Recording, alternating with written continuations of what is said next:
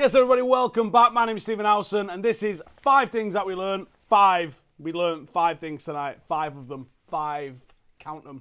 In at number 1, another tactical triumph. After we saw United beat PSG last week, we all agreed, I think Ollie got it tactically spot on. We knew the right times to absorb pressure and the right times to try and force it, look for the gaps and try and exploit them ourselves.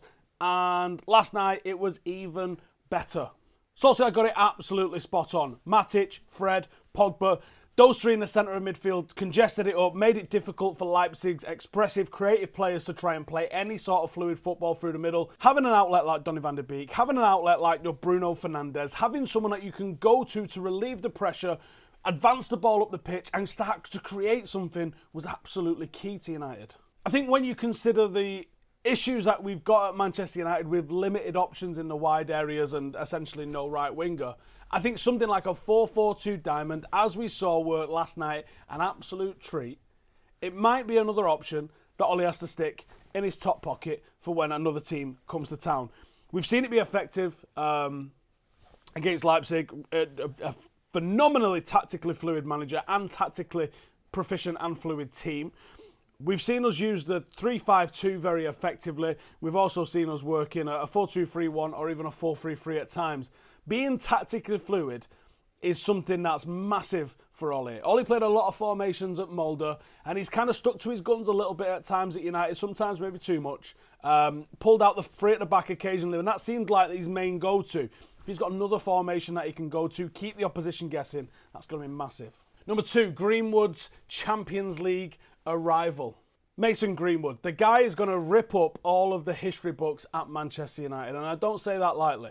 Champions League debut last night, and I know that feels weird to say, but last night was his Champions League debut. Mason Greenwood doing what Mason Greenwood does. The run was fine. The touch was superb. The finish, sublime.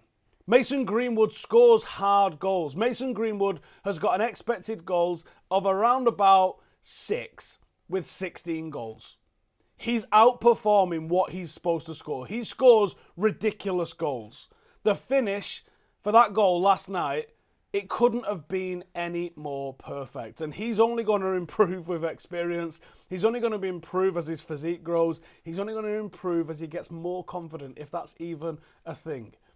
Ollie's had him rested. There's been talk of him being a naughty boy off the pitch. There's seen him dragged out of the limelight, dropped from the team. He puts him back in at the right time, the right place, and he opens up the scoring for Manchester United. Now, a second ago, I was talking about the expected goals of Mason Greenwood. A few of you might not fully understand what that means, but essentially, he's outperforming his expected goals. What you would expect to score is a reactive thing. So you look at where a shot was taken from, the position of the defenders, the keepers, the situation that he was in, and it's applied a zero-sum mathematical formula to whether or not he should have scored that. So halfway line shots are going to get a 0.01, meaning like 1 out of whatever went in. That's your 1% chance to score.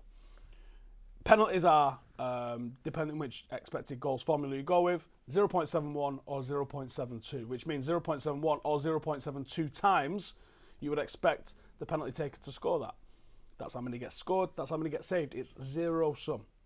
Someone's done all the shots, all the maths, collated them all together and come up with a formula which tells you what these goals are likely to be getting. Mason Greenwood scores 4% chances, very regular. He scores 6% chances, very regular. He doesn't get many opportunities that he's even 50% likely to score. Not many. I think LASK was one last season. Most of his shots are ridiculous hit and hopes that most players aren't scoring. That shows you how elite Mason Greenwood is. And he's second only to Ciro Immobile in the whole of European top 5 leagues in terms of scoring with expected goals being against you, outperforming your expected goals. Mason Greenwood is well and truly elite, and he's 19 years of age. Talking about the 4-4-2 diamond, someone who would benefit from that more than most is Mason Greenwood. Number 3, Donny gets his start. Now, there was a lot of clamour, a lot of questions, repeated questions. I can't believe no one shot them down in the press conference, asking why Donny van de Beek isn't starting. Solskjaer said he'd get his chance. He got his chance. He took his chance. I don't think he was man of the match worthy, but he played well. 89% pass accuracy for Donny, completed 3 successful take-ons, created 2 chances. It's a good game. It's a decent game.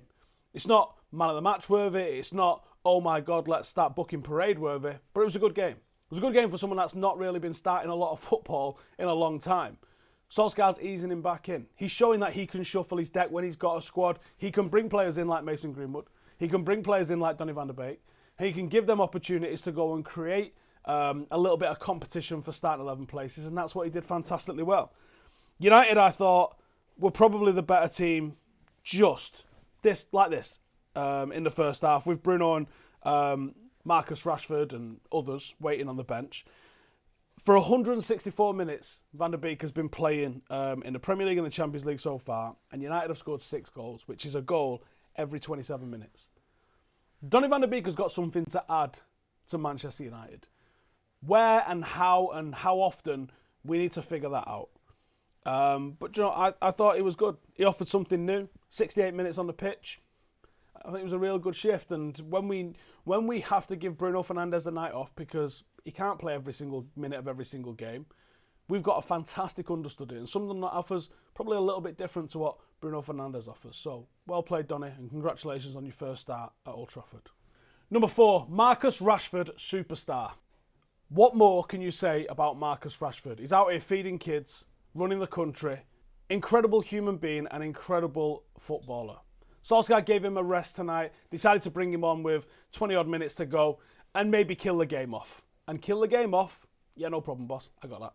Rashford recorded an 88% pass accuracy. He had 4 shots, 3 of which were on target, 3 successful take-ons, and of course, his first ever senior hat-trick off the bench. 28 minutes on the pitch, he did all that in. He's now scored 4 goals in the opening 2 fixtures of the Champions League, which means he's scored more than, well, actually quite a lot of teams. There's only United, Barcelona, Bayern Munich, City and Atalanta that have scored more than him as a team. Marcus Rashford has been accused at times of being wasteful, inaccurate, and, well, 3 shots on target tonight, 4 shots in total, 3 goals to his name on the back end of that. Wow. And also, a little bit of variety to those goals as well. Marcus Rashford, congratulations on your hat-trick. And can we save some goals for Arsenal at the weekend? Number 5, a dream start. If you'd have offered me 6 points after 2 games, after playing PSG and RB Leipzig in the Champions League, I'd have absolutely ripped your arm off. I feared the worst last night against RB Leipzig, I really did. I respect Nagelsmann, I think he's a fantastic coach. And I'm a little bit scared of that Leipzig team. This United team has not really found consistency at all this season. The Chelsea game shown that on the back of a good result against Paris Saint-Germain last week. We come up short against Chelsea at the weekend. Now I hope that doesn't repeat itself this week with Arsenal. I hope that we go into this gaining some confidence from a much better performance than any of us expected. We go in and we actually put a bit of a beating on Arsenal, because I think you can do that. And I think this United team could do that as well.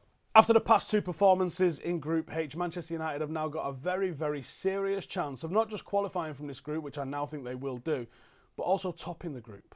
United have now got back-to-back games against Istanbul Başakşehir, where we could go and win those games fairly comfortably, although, let's be honest, we know we're going to fuck one of them up at least. And Paris have to go and play RB Leipzig, and those two are going to tussle it out for a couple of games while we're off and messing around with Istanbul. The group could be done and dusted before we have to play Paris or Leipzig again.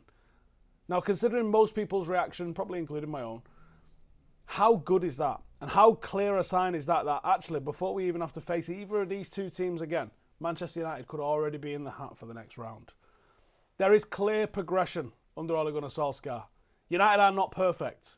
United need to get some serious consistency, but I believe they can do that. I've seen them do that under Ole Gunnar Solskjaer twice. I think in those 2 previous times, they was both derailed by injuries. He's now building a squad that seems to have a little bit more strength in depth. He demonstrated that last night against Leipzig. If we can continue down this path of good performances, big performances, shuffle the deck at the right time, keep everybody fresh, then Manchester United will be a threat come the knockout stages of the Champions League, because 3 semi-finals last year, I expect us to go at least one better in one competition this year. I believe in this team. I believe in this manager. And I think we can do it. Cheers for tuning in. Make sure to like the video. Make sure to subscribe if you're new around here. And there's all sorts of stuff popping off on Patreon. I urge you to hit the link in the description. Come and join the mixer. We've got a target we're trying to get to. You guys can come and help us, get extra content, and all sorts of extra benefits on top of that as well. Cheers for watching. See you in the next one. Laters.